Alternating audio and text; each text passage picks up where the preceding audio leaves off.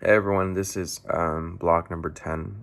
And this blog is about the types of audience that there are, which are empirical, target, agents of change, and obviously the created audience that people can make.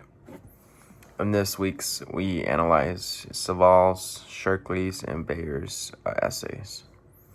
In Saval, the audience can be best described as empirical and the agents of change. He writes his essay as if he's speaking with people he faces and interacts with directly to change their mindset.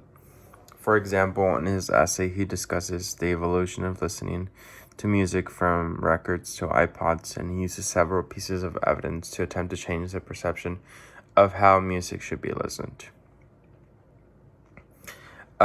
The next writer, Postman, their audience can be best described as a mix of empirical and agents of change. In his essay, he discusses how technology impacts society, and he creates credibility for himself by referencing several sources, and he writes in an informative tone.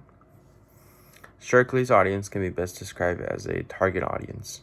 The audience he targets for writing is older adults. In his essay, he discusses how older generation is not as productive as before because they waste their time doing more unproductive things like watching television, for example. Bayer's audience can be best described as a target audience.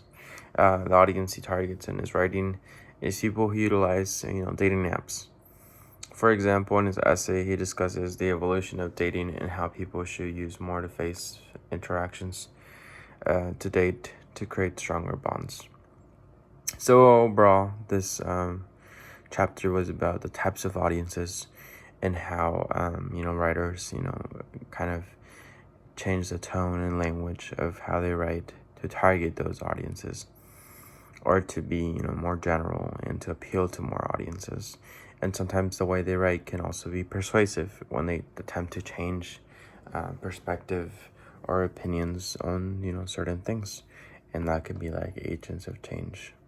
And sometimes they build their own kind of audience or that they're targeting, which is a created audience, or it can be a mix of both types of audiences. And that's kind of what this chapter was about.